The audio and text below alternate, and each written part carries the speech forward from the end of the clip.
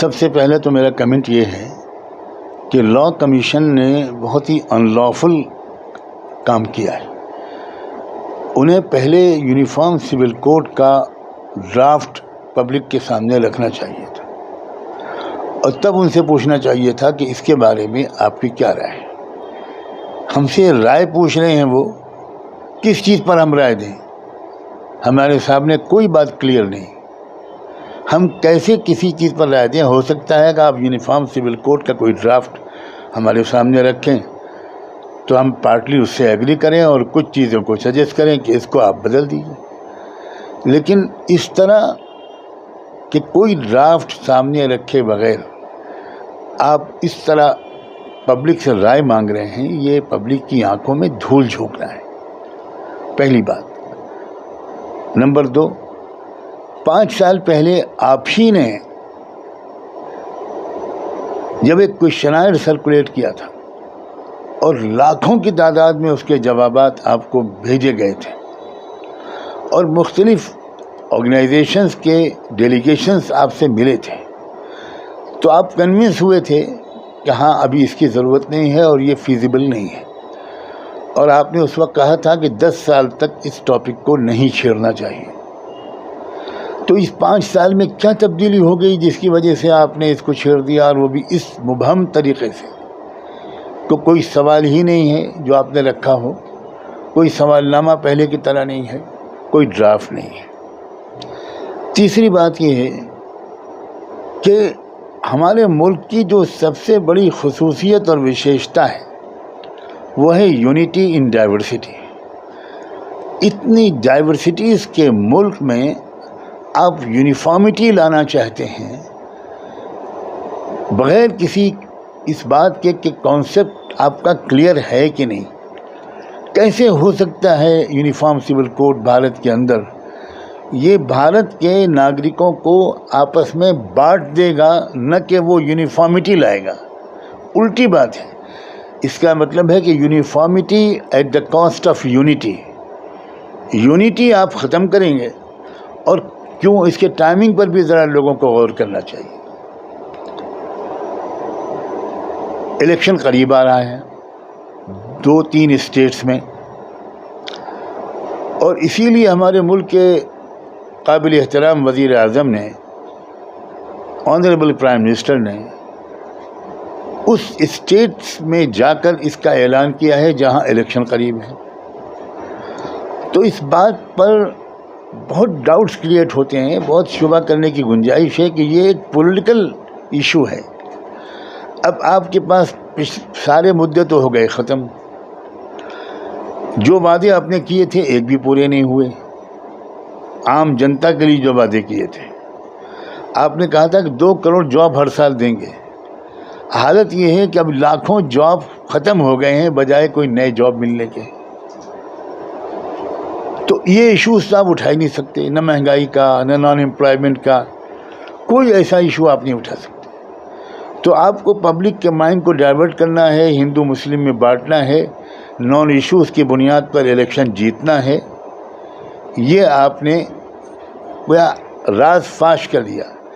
اگر prime minister نے بھوپال میں جا کر اور یہ موضوع نہ چھیڑا ہوتا، بلکہ جو مدھیہ پردیش کے آدیواسیوں کی سمسیائیں جو بھیانک روپ اختیار کر رہی ہیں، آپ نے ان ایشو پر بات کی ہوتی جو آپ کی ذمہ داری تھی بحیثیت پرائم منسٹر بھی اور بحیثیت سب سے بڑی پارٹی کے لیڈر کی بھی. ان تمام ایشوز کو چھوڑ کر آپ نے ایک ایشو چنا. کیا بھارت کے لوگ اتنے بیوقوف ہیں کہ وہ سمجھتے نہیں کہ یہ مسئلہ یونیفارمٹی لانے کے لیے نہیں ہے، ایک پولیٹیکل گین کے لیے ہے؟ آپ اسی کے ذریعے سے آپ پھر ایک بار لوگوں کو آپ تھوڑا سا بیوقوف بنا کر، مجھے اس لفظ کے استعمال کرنے پر معاف کیا جائے، آپ ووٹ حاصل کرنا چاہتے ہیں. تو یہ بھارت کی روح کے خلاف ہے. انڈیا کی جو سب سے بڑی خصوصیت ہے وہ ہے دراصل ڈائیورسٹی. اس ڈائیورسٹی کو ریکگنائز کیا ہے ہمارے کانسٹیٹیوشن نے. Uniform civil code fundamental rights کو ہی ختم کر دے گا. جو فنڈامنٹل رائٹس سکھوں کو حاصل ہیں وہ ختم، جو کرسچنز کو حاصل ہیں وہ ختم، اور سب سے زیادہ جو آدیواسیوں پر اس کی مار پڑے گی. میں اچھی طرح دستور کو بار بار پڑھتا رہتا ہوں اور میں آدیواسیوں کو جو خصوصی مراعات دی گئی ہیں اس سے تفصیلی طور پر واقف ہوں. آدیواسیوں کی زمین کوئی خرید نہیں سکتا. جنگل، جل، زمین، جنگل، یہ 3 چیزیں ہیں ان کی.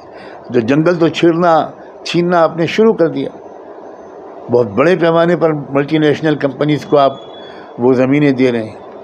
اب جب یونیفارم سول کوڈ بن جائے گا تو یہ قانون کے آدیواسیوں کی زمین کو کوئی خرید نہیں پائے گا جب تک کہ اسپیشل پرمیشن کلیکٹر کی نہ ہو.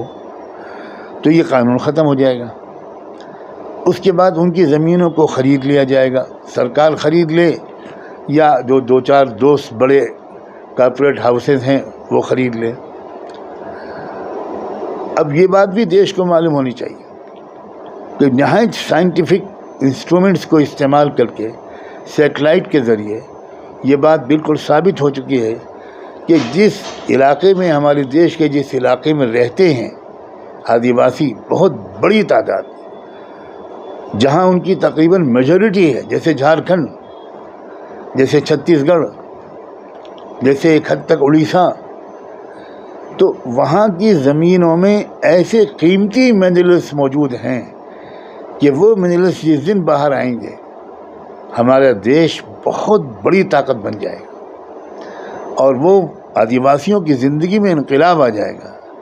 جو اصل باشندے ہیں اس ملک کے، مول نواسی ہیں اور اس ملک کے اصل مالک وہ ہیں، ان کی حیثیت کیا ہوگی کہ ان کی ہی زمین لے کر اس پر ہیوج پروجیکٹس بنوائے جائیں گے مزدوروں کی طرح آدیواسیوں کو استعمال کر کے.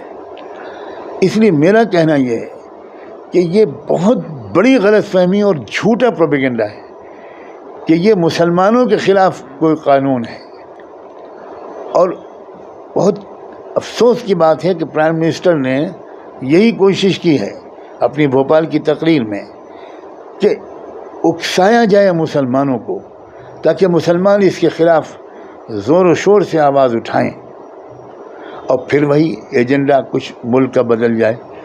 حالانکہ میں آپ کی اس ذریعے سے تمام ناظرین اور قارئین کو یہ بتانا چاہتا ہوں کہ اس کی زد سب سے زیادہ آدیواسیوں پر پڑے گی. بہت تفصیلی گفتگو ہوگی اگر میں اس کے دلائل پر گفتگو کروں. آدیواسی بالکل تباہ ہو جائیں گے. ابھی بھی وہ تباہ ہیں بیچارے، لیکن اس کے بعد جو ان کا حال ہوگا وہ ناقابل تصور اور ناقابل بیان ہے. شیڈول کاسٹ والوں کا ریزرویشن ختم ہو جائے گا. ٹرائبل لوگوں کے جتنے بھی پریویلیجز ہیں وہ سب ختم ہو جائیں گے. کرسچنس کے جو حقوق ہیں وہ متاثر ہوں گے.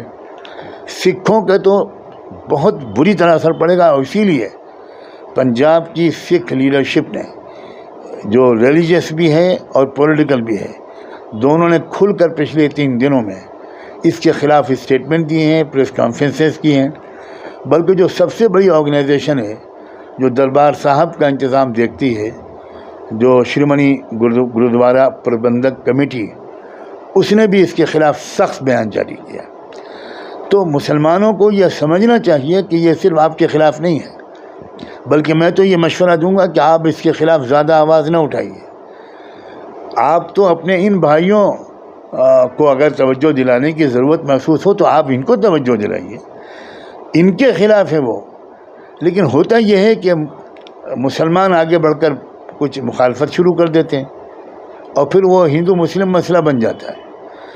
بے شک مسلمان اس سے متفق نہیں ہیں، جیسے ملک کے 85% لوگ اس سے متفق نہیں ہیں. تو 85% لوگوں کو بولنا چاہیے، ان کی آرگنائزیشنز کو، ان کی لیڈرشپ کو سامنے آنا چاہیے، اس کے خلاف لکھنا چاہیے، بولنا چاہیے اور پبلک اوپینین بنانی چاہیے.